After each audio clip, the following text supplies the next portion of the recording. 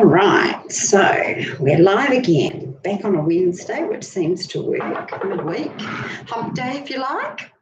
I've got my cup of tea because this is a big topic, and kind of contemplated it the whole week since I was last on camera with you. So first of all, a bit of a disclaimer.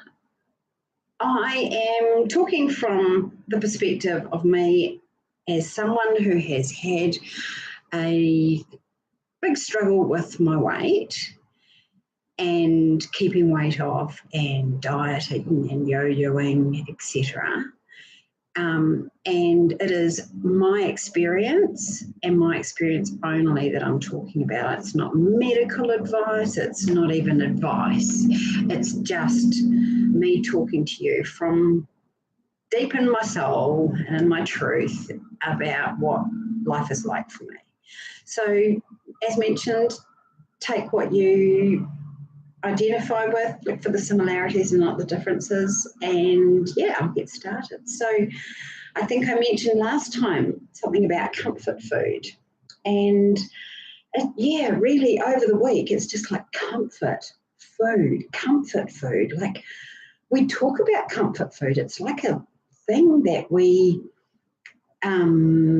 acknowledge as being something to make us feel comforted.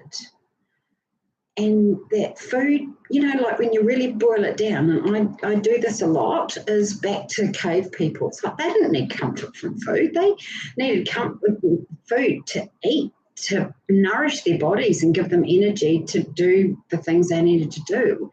Like, didn't have any other roles, it was nutrition and family gatherings and that sharing food and conversation and things, by the campfire. I don't know, I wasn't there, but I imagine that it was a celebration of sorts. And every event that we have in life now, that we celebrate with food. We have, a wedding, and you have the wedding breakfast, and you catch up with family, friends, there's food involved, birthday cake. And so the evolution of food from being a source of nutrition to becoming, in our society now, even in the centuries, there wasn't the weight and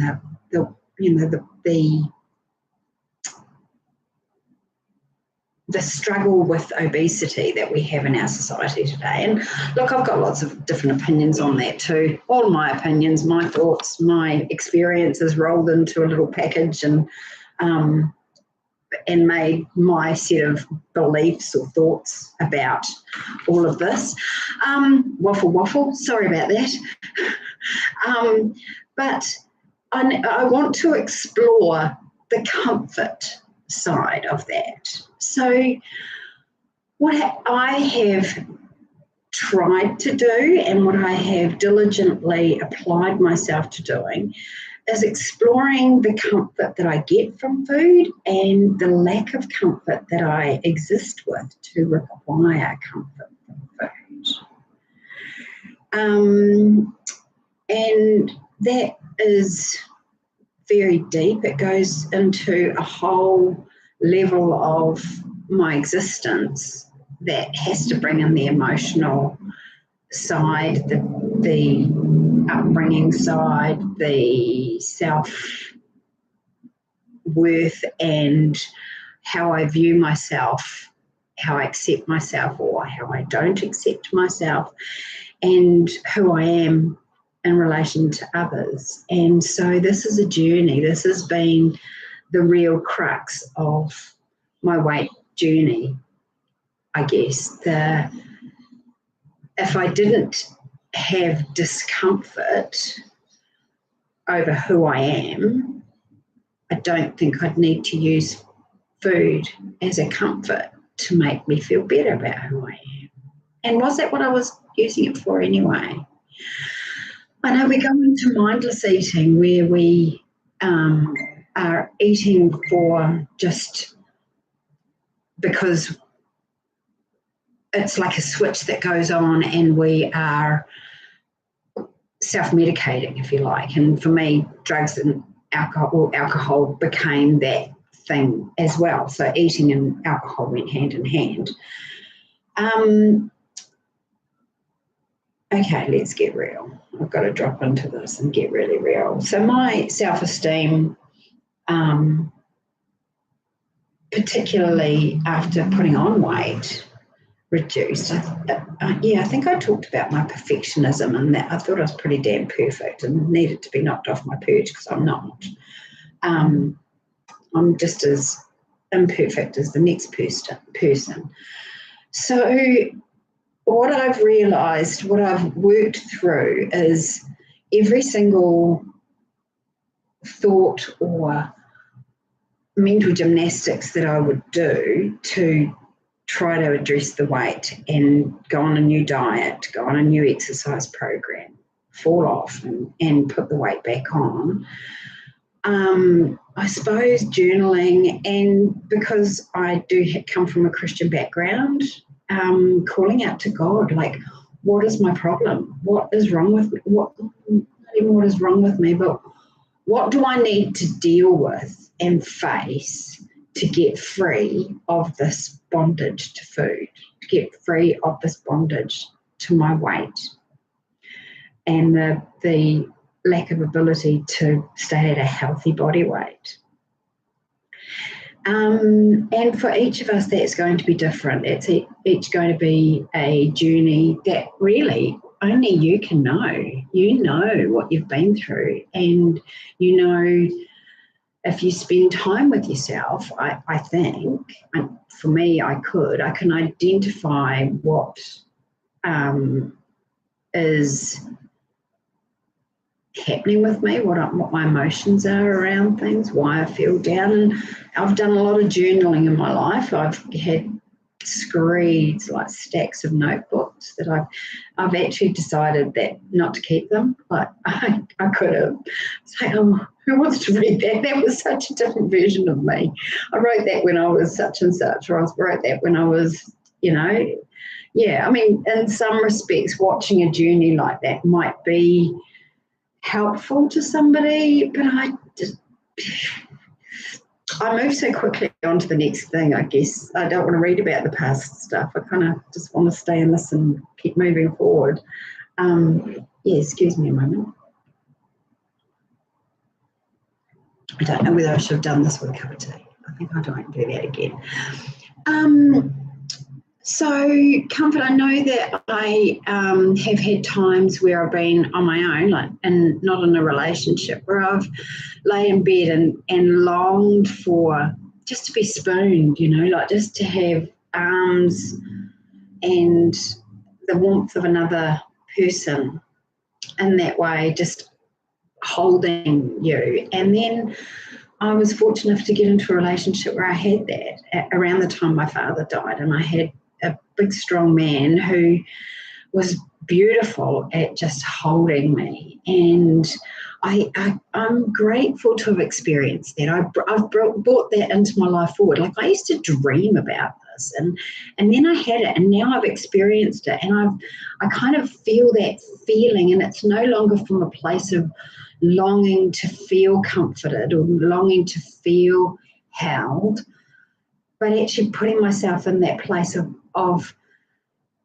experience that I've had, bringing it forward to now and re-experiencing it. Like, I'm not in a relationship now, but I feel that comfort.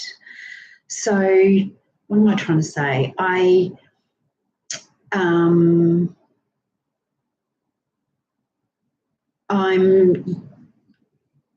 suppose utilising a feeling that I've experienced to satisfy a need I have now. And I look at this, in fact, maybe this is just what I need to talk about. So I had this thing happened where I had to move house, and like my lease, the owner of the place I rented had decided that they wanted family to live there. So I was given the notice period, and I can remember looking for a new home, and there being like nothing available, and being so stressed. And then it was a time of boom where I was living, and so it was really hard to come across suitable accommodation for the price I could afford, etc., etc. And I remember despairing for quite a period of time and feeling that real insecurity where you don't know where you're going to be, where you're going to live. And so it heightens a lot of your security needs and insecurity needs. And I found that I just had this revelation that in 6 months' time, I'll be living somewhere else. I'll be settled, I'll be happy, and I'll know where it is that I'm going to live. So grab those emotions that I feel of feeling secure and settled in that 6 month time and bring that back here, because this doesn't last. This insecurity, this time of not knowing where I'm going to live, it doesn't last. It's only very finite. So bring those emotions here, feel like, oh, I've got it all settled. I've got it all sorted. I don't need to stress, because in 6 months' time I'll be in there, and this will be a past moment. So I've utilised that a lot in my life, and I've found that it gives me security in the moment so that I can undo the fog and the mental gymnastics and the intensity of emotion that I'm feeling, so they can all reduce down to a manageable level. And now I can take all that emotion out, and so I'm left with the ability to tackle the problem at hand. It seems to work for me. Most of the time it seems to work for me. I'm actually having revelations about my life now and how I can use it right now, because I'm overwhelmed with work. Work is just so busy. There's so much on always. And sometimes I just get into this kind of like, I don't know what to do. I don't know where to start. So yeah, taking that, I suppose, because work's always like that, there's kind of no 6 month period where at that time I'll have work all done. Anyway.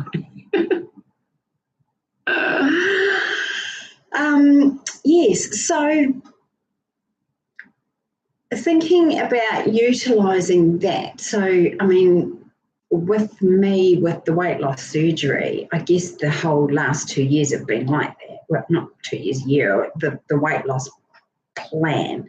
Once the decision is made and bariatric surgery is the option I'm taking, everything is about just practicing today, doing what I need to do to eat the right protein levels, drink the right water, keep the right exercise, and eventually over a period of time that will have the result that it has, because you're doing the right things. Which brings me to another revelation, another thing that I do and that's practice. So practice doing the things that you want to change the way you want to do them. A little bit cryptic, I'll unpack that. So today, let's have an example. Okay, I'm struggling with going to the gym. It's getting a little bit cooler in the morning. It's dark now at the time I go to the gym. It used to be bright, which is so easy in Queensland to get up at 4:30 and go to the gym because it's bright and warm. Now I need a jacket. Now it's kind of more cozy in bed than I'd like it to be. So I don't want to just get out of bed, because otherwise I'm just going to overheat. So now going to the gym is a choice. It's a thing. And I look at it like, okay, today I'm going to practice getting straight up out of bed, doing grabbing the gym gear on, brushing the teeth, grab the towel, grab the water, and go. If I can do that, it's a win.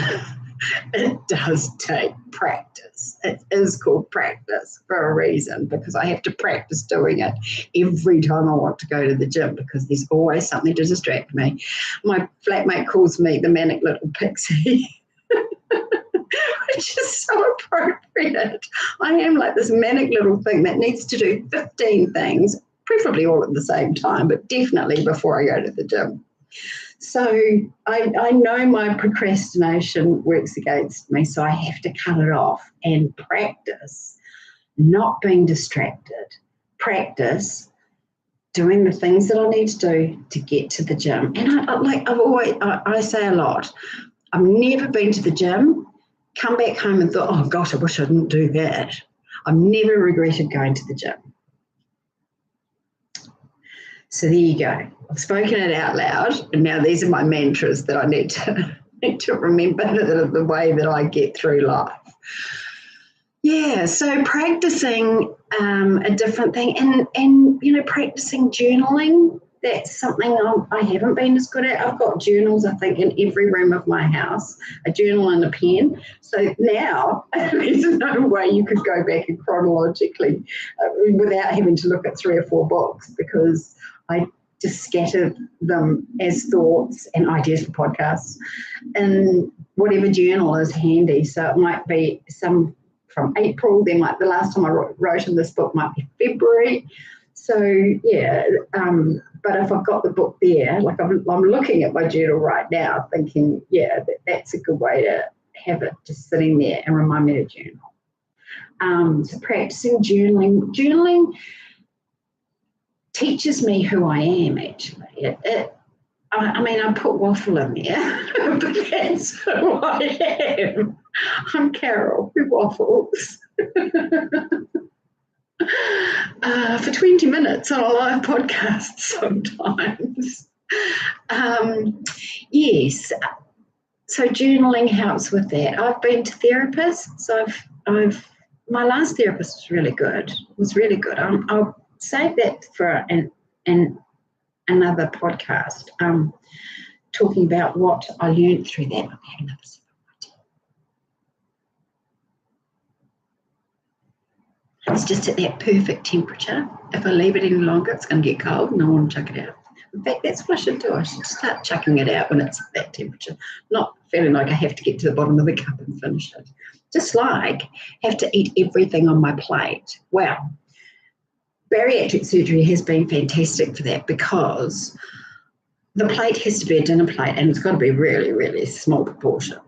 I can't eat anymore. I went out over the weekend. Sorry, this is an aside, but chucking a little anecdote here. I found this little laneway restaurant in Brisbane, just going for a walk, shopping.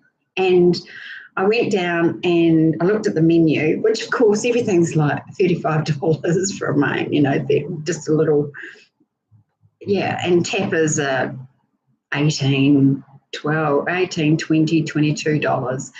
And I don't drink and eat at the same time. So water, that'll do. And then let it settle for a bit. And I ordered a chicken bayo, $12. It's the cheapest date ever. It's like I could take myself out anytime I like with a $12 really fancy restaurant lunch. Anyway, aside. So I'm going to do more talks about comfort food, about food and emotions. So one of the reasons that we're overweight is our emotional health and our emotional need for food to fulfill something that we are missing. So I'd like, if you want to contemplate that. What is that for you? If you're not eating for nutrition, what are you eating for? And maybe be mindful, maybe practice. If you resonated with me saying that, maybe practice trying to be mindful about why I'm eating. If it's not for nutrition, what is it for in this moment? And yeah, let's not get too heavy about it, because it's all about being honest with yourself. You can't lie to yourself. At the end of the day, you know who you are. You know what you're doing and you know why you're doing it. Like all the things that have happened in your life, you know what they are. You were there. You felt them. You felt every single one of them. And no one can feel it like you felt it. You're unique and you're valuable and you're precious. And this journey that you're on we're on, I'm on, has given us the perfect package to bring out the diamonds and the best stuff about us. But in order to do that, we have to be honest. And I'm endeavouring to be as honest as I can. And I might actually ask some people that I love for disclaimers on.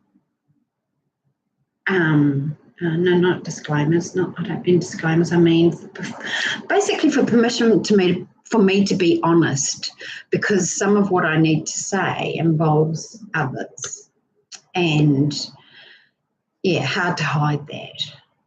So anyway, in the comments or in the chat, thank you for those that have left comments. I do love them. It's really exciting getting feedback. It's really exciting seeing that people have watched this Carol waffle.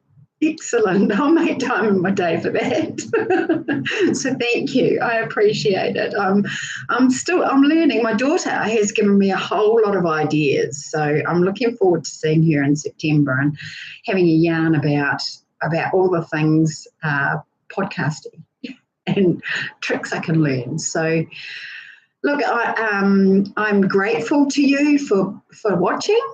I wish you a really, really good day. I hope anything that resonated with you was in a soft and gentle way to encourage you. And yeah, I'm looking forward to the next one already. I will try to get here at the weekend. That's my goal. I'm going to practice getting here on a Saturday or a Sunday morning, 7 o'clock. All right. Have a great one. Take care. Carol is out.